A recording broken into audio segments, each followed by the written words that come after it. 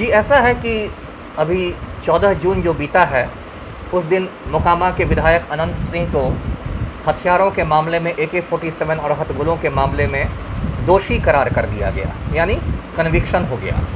और जो आने वाला 21 जून है, उस दिन उसको सज़ा सुनाई जाएगी। अब देखिए, नियम ये है कि यदि 2 साल या उससे ज़्यादा की सज़ा मिल जाती है आपको, तो आपकी विधायकी समाप्त हो जाएगी, ख़त्म हो जाएगी। तो ये आर्म्स एक्ट का केस है, शस्त्र अधिनियम का केस है। AK-47 रखना एक बहुत गंभीर मामला है। तो पूरी संभावना है कि अनंत सिंह को 21 जून को 2 साल या उससे ज़्यादा की सज़ा सुनाई जाएगी, इसकी पूरी संभावना है। और वैसे में उसकी विधायकी ख़त्म हो जाएगी और मोकामा में फिर उपचुनाव होगा।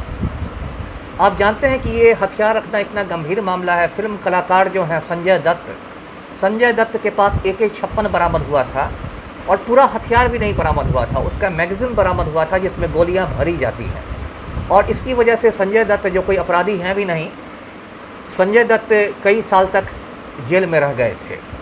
तो ये काफ़ी गंभीर मामला है। AK-47 किसी भी सिविलियन के पास इस तरह से नहीं रखता, तो आर्मी और पुलिस का हथियार है, तो इसकी विधायकी समझिए जाना तय है। अब देखिए, अनंत सिंह को मैं तब से जानता हूँ, आज से 25 साल पहले मैं बाढ़ अनुमंडल है पटना का, मैं बाढ़ अनुमंडल का ASP हुआ करता था, असिस्टेंट SP हुआ करता था। और अनंत सिंह का जो पैतृक गांव है लदमा गांव बाढ़ थाने में ही पड़ता है। तो मेरे समय में इसके जो बड़े भाई थे, अब दिवंगत हो गए हैं, दिलीप सिंह उस समय बिहार सरकार में मंत्री हुआ करते थे। और अनंत सिंह ज़्यादा समय पटना में ही रहता था, अपने भाई के आवास में। कभी कभार बाढ़ उसका आना जाना था और मेरे कार्यकाल में उसकी गतिविधियां काफ़ी सीमित थी। उस समय एक विवेका पहलवान नाम का उसका गोतिया था लदमा में, उससे अनंत सिंह का 36 का रिश्ता था और उन लोगों के बीच में झड़प होती रहती थी। लेकिन ऐसे मेरा कार्यकाल में काफ़ी शांति थी वहाँ पर। अनंत सिंह को इतना बड़ा माफिया डॉन बनाने के लिए यदि कोई एक शख्स जिम्मेदार है, तो उस शख्स का नाम है नीतीश कुमार। मैं देखिए आपके दर्शकों को ये तस्वीर दिखाता हूँ।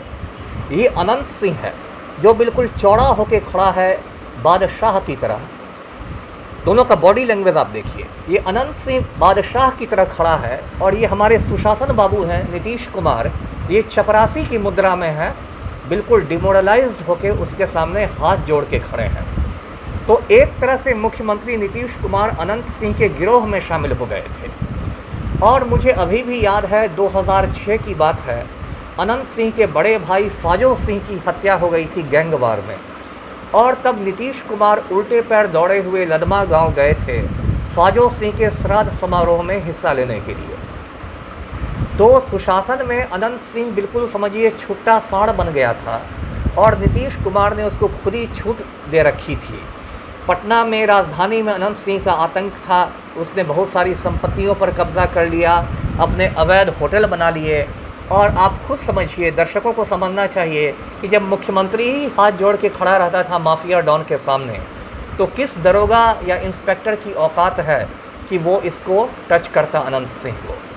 तो इस तरह अनंत सिंह का नंगा नाच जारी रहा और लगभग 14-15 साल तक सुशासन में इसका नंगा नाच जारी रहा।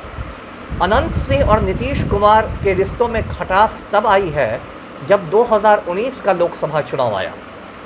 मुंगेर लोकसभा सीट पर अनंत सिंह ने अपनी पत्नी नीलम देवी को ललन सिंह के खिलाफ चुनाव में उतारा। नीतीश कुमार चाहते थे कि नीलम देवी चुनाव मैदान से हट जाए, अनंत सिंह ने ऐसा नहीं किया।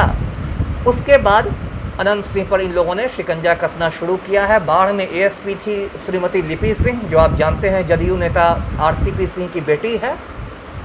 उसी ने रेड किया और AK-47 बरामद किया। अनंत सिंह का कहना है कि मेरे घर जानबूझ के रख दिया गया था AK-47, जो भी हो उस पर मुझे नहीं कहना है, तो न्यायालय से दोषी हो चुका है अनंत सिंह।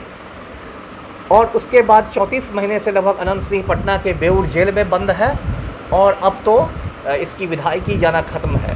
तो इसको इसके गिरोह के लोग छोटे सरकार कहते थे। और इसका जो मतलब समझिए कि बिल्कुल राजा की तरह ठाट बाट से रहता था।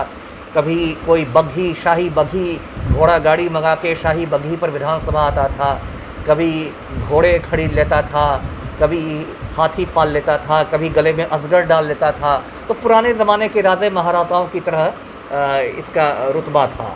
लेकिन वही है, समय एक जैसा नहीं रहता।